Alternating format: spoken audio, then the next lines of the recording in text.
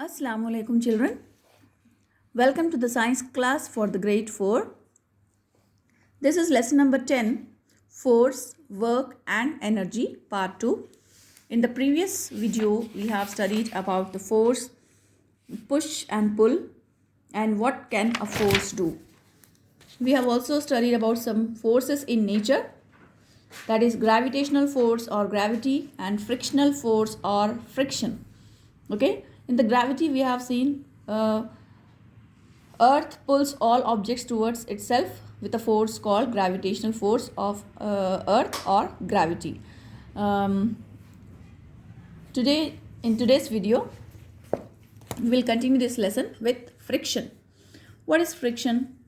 To understand the friction, let us perform an activity. Okay, to understand the force of friction. What are the things we need? We need a toy car.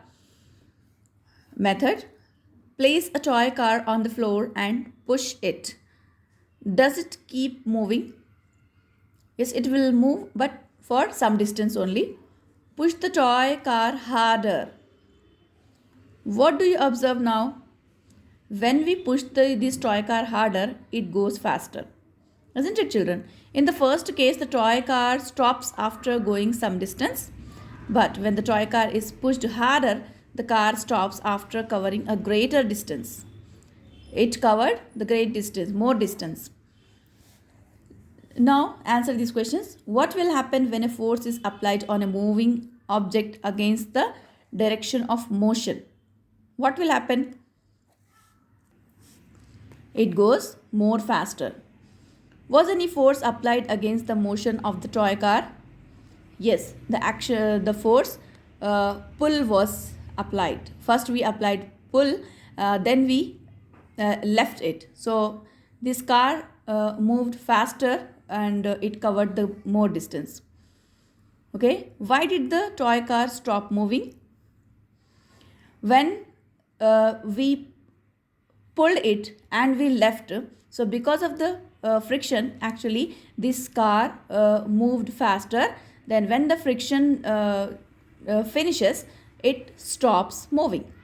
Okay, so the above activity suggests that an invisible force was acting on the toy car that opposed the motion of a toy car. This invisible force that opposes the motion of an object is called friction.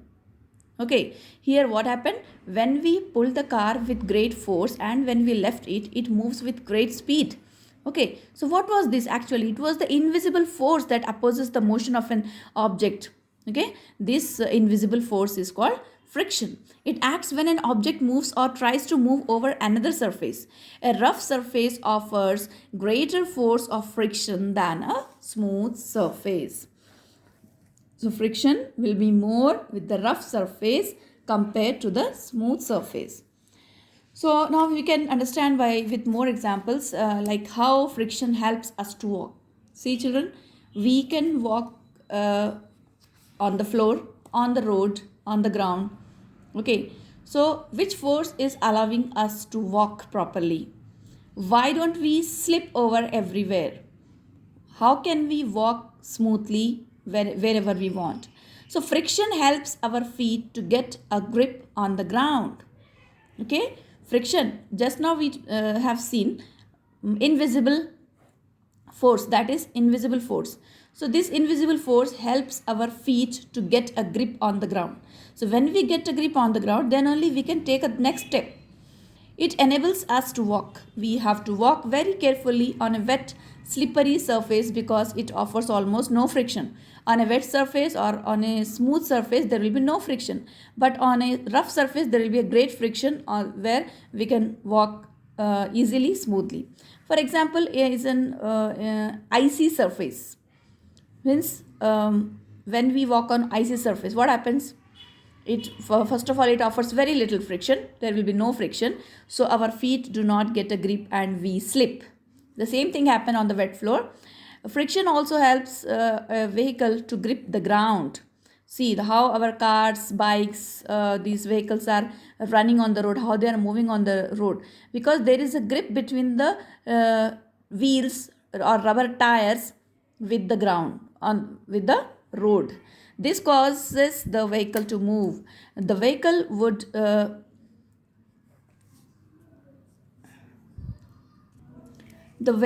skid on a smooth road. It may slip over, which could lead to accidents. Okay, if a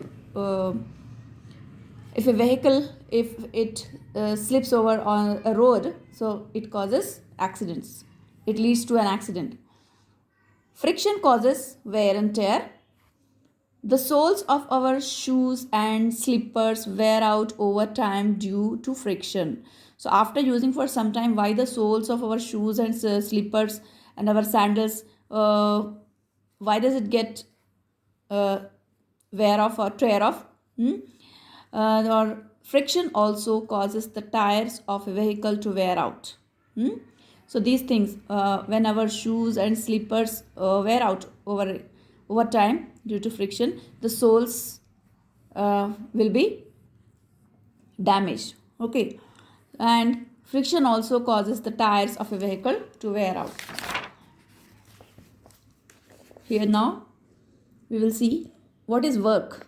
Work is said to be done when a force acts on an object and the object moves in the direction of the force. There is no work done if the object does not move in the direction of the force. For example, if a person is walking with a box on his head, there is no work done on the box. Here, the force is being applied on the box in the upward direction. However, the box is moving in the forward direction.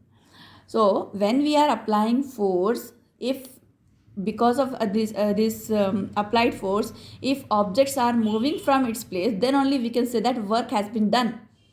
Otherwise, we cannot say the work has been done. So see here, this person is pushing a wall with full of energy by applying full of force, but this wall cannot move.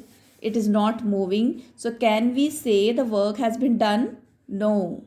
If the thing is moving from one place to other place, then only we can say that yes, this is work. Okay, understood? When we are applying force and the object is moving from its place, it means we can say the work has been done. But if the object is not moving from its place, it means work has not been done.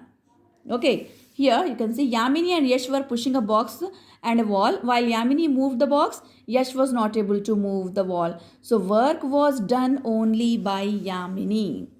Work is done only by Yamini, not by Yash.